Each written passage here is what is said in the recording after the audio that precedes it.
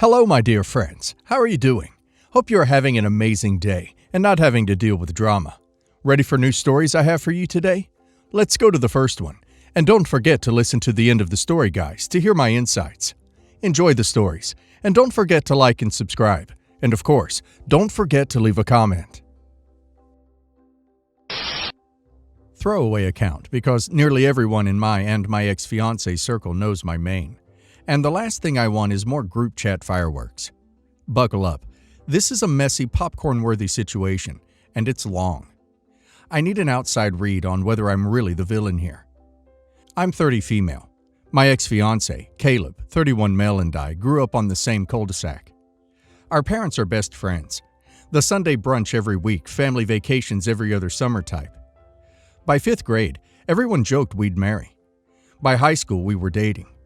Our senior prom pic still sits on my parents' mantle like a cursed prophecy. After college, Caleb started a tech consulting firm that helps small retailers get online. I took an HR job at a national chain. We got engaged at 26. Picture fairy lights over a lakeside dock, our moms crying into identical monogrammed handkerchiefs they'd planned years earlier. For a while, it was perfect. Apartment downtown, weekly farmers market runs, joint savings jar on the fridge labeled honeymoon fund. Then cracks appeared. Caleb started staying late, brainstorming with the marketing team. At first, I believed him. Startup life is brutal. But he grew distant. Fewer date nights, phone glued to him like another limb. One random Tuesday, he walked in, sat on our couch, said he felt too young to be locked into one life, and needed freedom to figure things out. No big fight, no tears, just that. He moved into a rented apartment the next morning. Our parents almost needed defibrillators. Thanksgiving dinners became hostage negotiations. To keep peace, Caleb and I agreed we'd stay friends. We really did try. Weddings, birthdays, 4th of July barbecues at my parents' lake cabin. We were civil, even joked about remember when we almost got stuck with each other. Jump 1 year to last November. Family group chat pings with a photo. Caleb grinning next to Hannah, 29 female, one hand flashing her engagement ring. Hannah works for Caleb, head of digital content. The caption, "So excited to marry my best friend." My throat closed. This is the same guy who wanted freedom so badly he ditched me, and he's re-engaged in a year? 2 days later, a college friend spilled the real tea over coffee. Hannah wasn't a shiny new love. She'd been Caleb's side piece for at least 18 months before our breakup. He used creative brainstorms as cover for hotel quickies. Other coworkers knew but stayed silent. Tech cultures don't rock the boat vibe. I confronted Caleb over the phone. He admitted the overlap, blamed confusion about feelings. I hung up before I said something unforgivable. I told my parents I wouldn't attend the wedding. They insisted family friendship trumped awkwardness. Mom's exact words, "If you skip, people will talk, and it'll hurt the Johnsons," Caleb's parents. She guilt-served me that line for weeks. Meanwhile, my life was doing a 180. Months earlier, I'd been headhunted by Aurora Commerce, Caleb's firm's biggest competitor. They pay better, treat staff like humans, and plot twist, the CEO, Miles, 38 male, and I, started dating after a project retreat. Miles is nothing like Caleb. Deliberate, calm, communicates even when it's uncomfortable. 3 months in, I discovered I was pregnant. Surprise, but a good one. Miles was thrilled. I threatened to disown my parents if they would reveal it to Caleb or his parents. Fast forward to 2 weeks before Caleb's wedding. I'm 5 months along, starting to show, waddling more than walking. Mom begged again, "Please come, sit with us, be graceful." I said only if Miles came too. She agreed, half relieved, half worried about corporate politics. Wedding day. High-end country club, every surface white and gold. I arrived with Miles, his hand on my lower back because heels at 5 months are dumb, but I'm stubborn. Caleb's face when he saw us was movie trailer material. He pulled me aside before the ceremony, hiss whispering, "Really? You show up pregnant?" I reminded him he invited me. He glanced at Miles and nearly choked. "You're dating him? That snake stole my SaaS storefront idea." Long story, but Aurora launched a similar product first, and Caleb never forgave them. I calmly said my personal life isn't a weapons-grade secret, and that again, I came because our families asked. He muttered something about attention-grabbing stunt and stormed off. I shrugged it off. Miles rubbed my belly like a lucky talisman, and we took our seats. Ceremony proceeds. Hannah floats down the aisle in champagne lace. Caleb keeps darting glares at me. The vows include honesty and trust, which, let's be honest, almost made me laugh. But I chewed my lip instead. No interruptions. They're pronounced husband and wife. Guests clap. String quartet strikes up perfect. Reception cocktail hour. I sip vinegar ale. Miles networks with bored VCs. Caleb corners me behind the floral arc, eyes wild. He accuses me of showing up looking like a fertility ad to steal Hannah's thunder. He says Miles is poaching, not just clients, but his life now that we're having a baby first. Hannah wants to wait. I remind him he cheated, lied, and dumped me. He forfeited any say. He sputters that I could have at least not worn such a figure-hugging tight dress. I tell him to focus on his wife, not my uterus. Dinner time. I'm at the family friends table with my parents and the Johnsons. Everyone makes small talk until Caleb's toast. He thanks his bride, parents, mentors. Then, curveball. Thanks all friends who let go of the past so we can move forward. His eyes laser lock on me. The room half turns. Miles squeezes my knee. I smile, raise my water glass. Music starts. Cake cut, first dance. Hannah looks radiant. I'm genuinely happy for her, if oblivion counts as happiness. But Caleb keeps circling our table, radiating insecurity. Finally, during the father-daughter dance, he confronts Miles. I'm close enough to hear. Caleb demands to know if Miles engineered my pregnancy for corporate sabotage. Miles replies calmly that sperm conspiracies aren't his line of business. Caleb shoves him lightly. Security steps forward. Miles holds up hands, says, "Not here, man." Chaos teeters, but doesn't fall, thanks to my mom pulling Caleb aside. She later told me he'd ranted that I was out to destroy his day. Mom supposedly said, "You invited her with a +1. Score 1 for Mom." We left at 10, before bouquet toss. Hannah hugged me goodbye, whispering she hopes motherhood is wonderful, and that she's sorry about how things happened. I believed her. Of course she is. Caleb, meanwhile, looked ready to throttle a swan in the ornamental pond.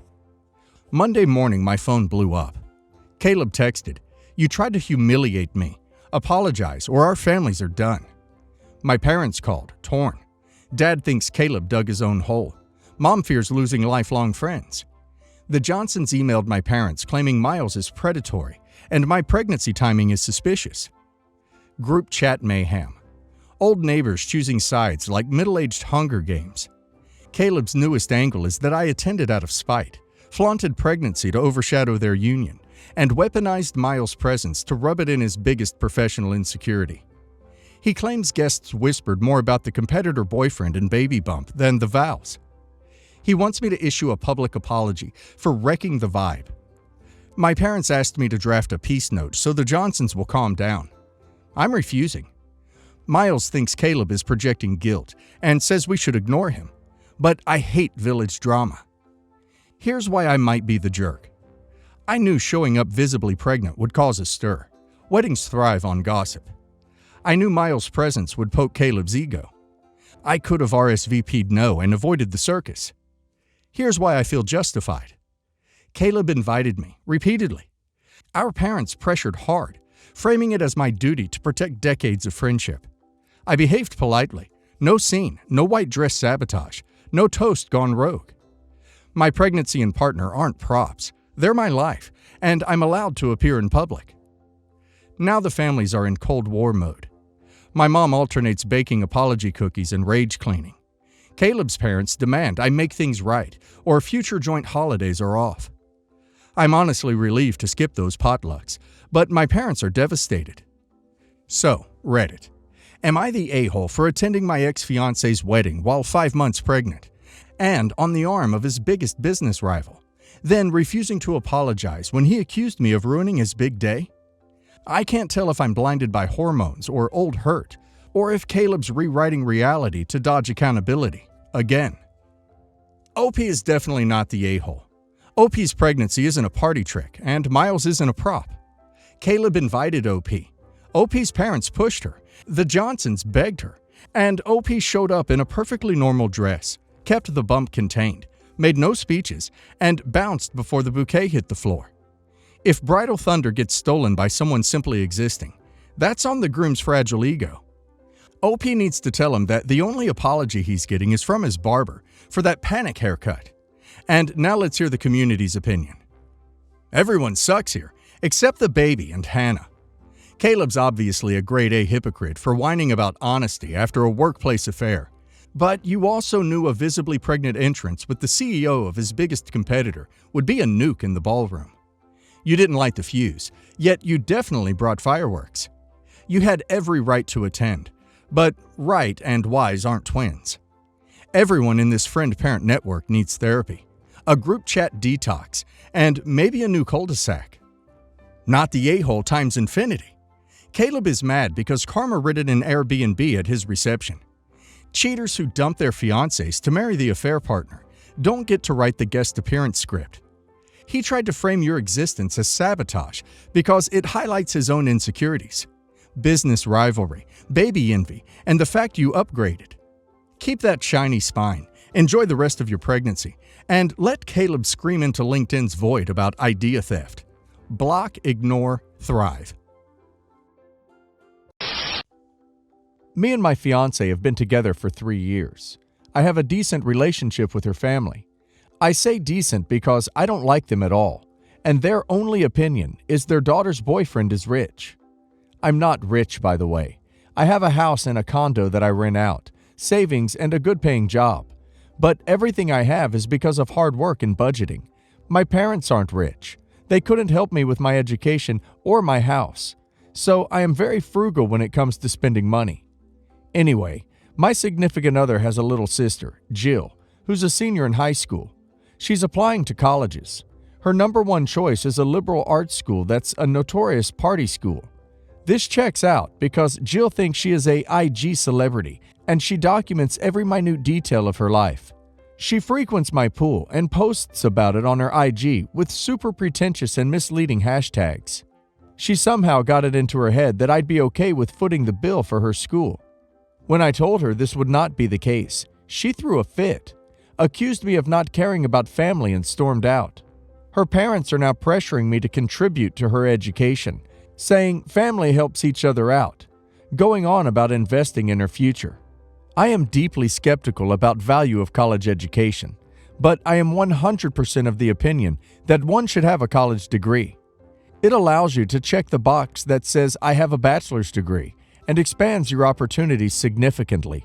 But you can get a degree from a state school and it'll hold the same value while being 10 times cheaper. I told her parents I'd pay for the first 2 years of Jill's school if she goes to our local state college. Nope. Apparently, Jill is too good for a state school with all the commoners and the riffraff that they accept there. They have informed us that they are disgusted by my cheapness and selfishness and will be cutting off contact with us. My fiancé is gutted. She hasn't stopped crying since this announcement. She doesn't blame me. She agrees with my line of thinking. But I can't stop feeling like I'm the a-hole here. Am I the a-hole? Not the a-hole. Her family is horrid and entitled. Are you sure you want to be related to them? Your fiancé should be embarrassed and want to go no contact. Are you sure she's really on your side? Why can't she pay for her sister's college? Not the a-hole. She's not your kid. If they want her to go to some fancy school so bad, they can help her out. Or she can apply for financial aid if they really can't afford it.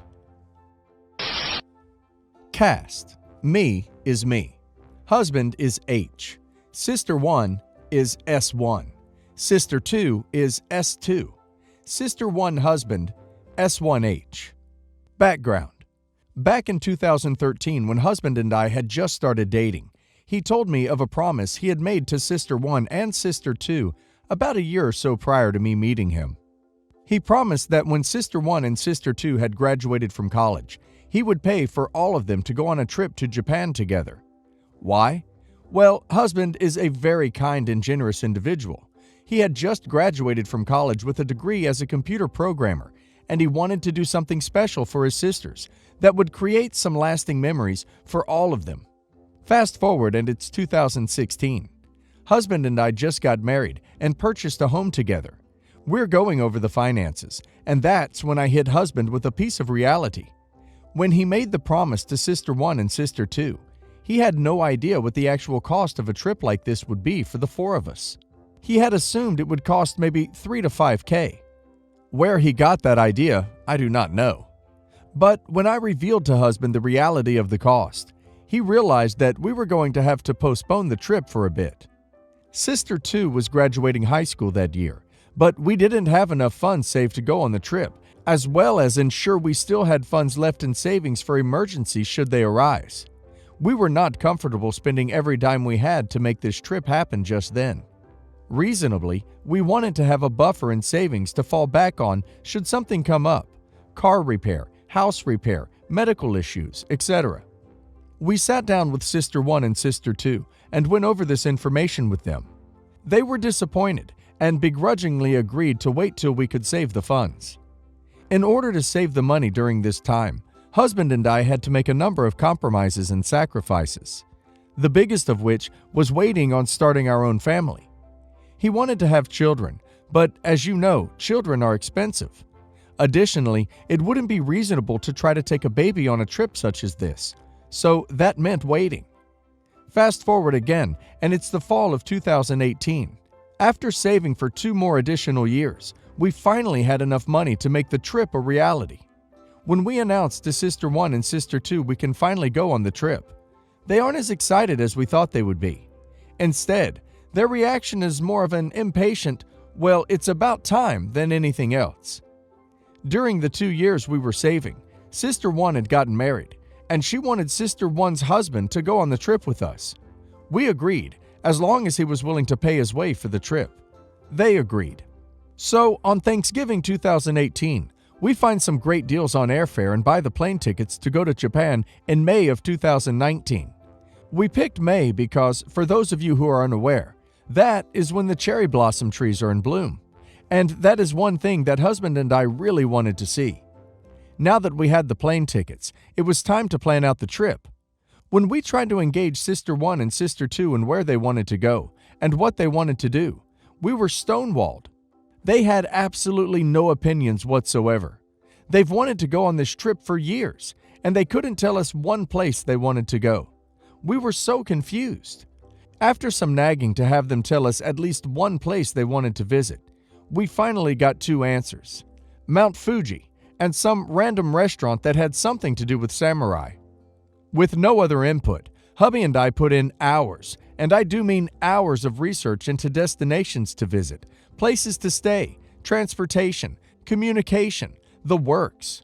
We planned out all the logistics. Let me tell you, if you have never planned a trip for 2 weeks in a foreign country, it is a lot of work. Finally, it's getting closer to May, and we have asked Sister 1, Sister 1's husband, to do 2 things to prepare: get their passports and contact their wireless provider so they can unlock their cell phones to accept an international SIM card. They get the passports done just fine, but for the cell phones, OMG! You would think we were asking them to move the earth and sun. I'm not kidding when I say we were waiting in the airport for the flight, and they still did not get this done. We had to make the calls for them to unlock their phones in order to receive the SIM cards for Japan. Did they thank us for this? Nope. Ugh. Not a good way to start the trip. Side note, one thing that is awesome for travelers in Japan is you can purchase a temporary cell phone to use your phone there, anywhere in Japan, for a very reasonable price. F you, America, and your stupid expensive for no reason cell plans. Anyway, we finally get to Japan and things start going downhill quickly. I'm just going to summarize the negative events that happened while we were there. Sister 1 and Sister 2 were grumpy, short, and altogether hostile towards us. They didn't like how long the travel was on the plane to Japan, and the rides on the trains to our first destination. They don't understand why they can't sleep till noon every day. The notion that we are visiting a foreign land and we most likely will not have the privilege of visiting again seems lost on them. We are told we are being rude when we tell Sister One's husband how much he owes us for certain things after we pay for them, dinner, train tickets, etc., and that we are making him feel unwelcome. This in particular is ridiculous because 1. We never charge him the full amount. We've been discounting things for him the entire time because we know being a newly married couple is hard and we don't want to put too much financial strain on him. 2. My husband literally gave Sister One's husband the jacket off his back when Sister One's husband was cold and forgot to bring a jacket on the trip. And finally 3. We purposefully planned destinations to places we knew Sister One's husband would specifically like as a surprise. Sister 2 told us that we were acting like this trip was a big thing and that she didn't feel like she should have to feel grateful for the trip. Pretty much literally telling us they were entitled to this trip and therefore should not have to feel thankful for it at all. At one point, we got fed up trying to do things with them and we decided to go off to places on our own. Husband and I went to a lot of the places we planned out while Sister 1 and Sister 2 kind of did their own things together. This really made my husband sad and depressed. He wanted to make some great memories together, but it just wasn't happening. Happily though, husband and I were able to make some memories together with each other. I asked Sister 1 and Sister 2 to please just do something, anything to thank their brother and show some sort of love and appreciation. They said they would, and then didn't. When leaving, we asked Sister 1 and Sister 2 to please watch our luggage for us for a moment while we run to the restroom. They leave our luggage and go off and do something. Luckily, no one stole anything. Got mad at us when they spent all the money we gave them, over $800 each, to pay for food for themselves for the 2 weeks there, and couldn't understand why we weren't willing to give them more, forcing them to use their own money to buy food. There were a lot of other things that happened, but those are the most significant that I can remember at this time. All in all, Sister 1 and Sister 2 ruined the trip with their constant entitled behavior.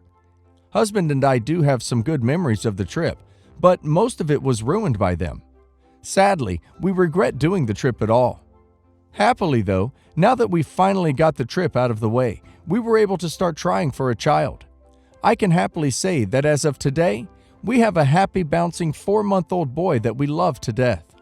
We are planning, when our son is older, to take another trip to Japan as a family and create new awesome memories there.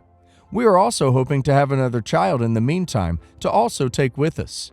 We don't plan to go anywhere or do anything with Sister 1 and Sister 2 ever again.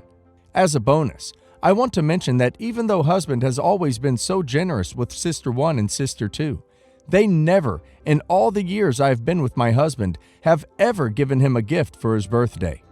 They ignore it every year, and it really pisses me off. Since the Japan trip, we have decided to no longer give them anything either, because it is so obvious they don't appreciate any of it. Instead, we'll focus our love and attention on our son. I've always wanted to go to Japan, and plus, the fact you managed to get good tickets for a good deal during Hanami, cherry blossom viewing season, is amazing. It's horrible that they ruined the trip and were a bunch of ungrateful bees. How? How do you complain about a trip being delayed for 2 years and not have anything planned to go see besides a mountain you can see from outside a hotel room and some samurai-themed place to eat? Some background so you guys better understand why I am upset. My uncle is extremely selfish, entitled, right down to how he ended up living with us. One day, without telling us he was coming, he just drives across the country and shows up, basically expecting to stay with us, though supposedly with the intention of eventually getting his own place. He has nowhere to go, so my mom, being the decent older sister she is, just lets him stay. Why did he drive across the country? He no longer wants to live with his mom, and he wants to live in a place with legal W. There's problems right from the start. The immediate next day after arriving, he gets into a fight with me, after teasing me incessantly, and is shocked when I get upset and lash out. He then places all the blame on me, even though he, the grown man in his 40s, started crap. Yet he played the victim. My mom, who didn't actually see or hear what happened, gets upset with me after I admit I did lash out. She doesn't put any of it on him, and they both crap on me so badly that I cried and said it would be better that I wasn't born, or something to that effect. They had me feeling awful, like I was the scum of the earth. His part in the matter was completely ignored, even though it takes two to tango. And yes, like then, I still admit I shouldn't have lashed out. Still, I wasn't the only one in the wrong, right? This was basically the first sign of things to come. So, at first he helps buy food, but apparently he's so upset by sharing the food he bought, he starts buying only for himself and hides all his food in the bedroom he's using. Then, one day, he buys himself a massive flat TV screen. It can't even fit on the dresser. It's that huge. You might say, what's wrong with that? It's his money. Normally you'd be right. But my mom and I are super poor. So poor, in fact, that despite living in the US, a supposedly developed nation, we didn't at that time own the very essential, especially since we live in a desert, refrigerator. He had the gall to buy a television costing over $1,000, when for a few hundred, he could have gotten us a fridge. We're having trouble feeding ourselves here, and he buys himself an expensive television, and he's no longer helping buy food. Also, it's a television only he can use. Admittedly, there's nothing much we could do with the TV. We don't have any service set up. It's hard enough paying for an internet connection, but we actually need that. Almost all the bills are paid online. Anyways, even when we finally got a fridge, it wasn't because we finally came into a little cash. It was because Mom's work knew she didn't have one and actually gifted a refrigerator to us. I think it was either free or, more likely, they let her make payments. Either way, after several months without a fridge, we finally got one. Could have been sooner, but entitled uncle gotta have his fancy big TV. One time, I believe this was still when we didn't have a fridge, he probably stole the grocery money. When Mom couldn't find it, she of course asked us about it. I was surprised because a lot of money seemingly walked away, and I helped her look for it, but nothing came up. My mom asked my uncle, and apparently he immediately tried to set me up, suggesting I might have stole it. Thankfully, my mom didn't buy his bull this time, and actually told me what he tried to do, and told me that she believes he took it. She suggested that he probably spent our money on W. There's also the thing with his dog, but I won't fully go into that. Short of it, he didn't let us know how dangerous an animal it was, and even brought it into our house. It attacked both my cat and our dog. My uncle refused so much to get rid of the dog, even though it attacked him too. My mom eventually started the process of eviction before he finally caved. There's probably other things that I'm not thinking of right now. Incidentally, my mom's told me different stories from when they were kids. Example, one time she fell down the basement stairs and really hurt herself. She couldn't get up, and it was just her and my uncle at home. She called for help for a long time before he finally showed up at the top of the stairs. He apparently looked at her and told her she'd manage or something like that, and then left her there. So finally to the present. Yesterday was my birthday. We're still poor, so I didn't really get anything like a wrapped present, but my mom bought me a birthday pizza from Domino's. We almost never get Domino's because for us it's pretty expensive. This is the only present I received. Like, I didn't even have birthday socks, just Domino's. I, of course, am not about to eat all that by myself, so I shared it with Mom. Cool, no prob. Today, I come out to get some more of my birthday pizza, and lo and behold, half the pizza is missing. I'm surprised. Mom usually doesn't eat so much, nor so quickly, and I expressed this surprise to my mom. Wow, you must have been really hungry, Mom. Half the pizza is gone. My mom shows confusion. She didn't eat that pizza, so has to be my uncle. I'm immediately pissed. I'm not anti-sharing, okay? It's the principle of the matter. This man never shares. He brings pizza back all the time. We never get any. He eats the entire boxes, by himself. Yet he comes and steals away half of the only birthday present I've gotten? He didn't give me a thing.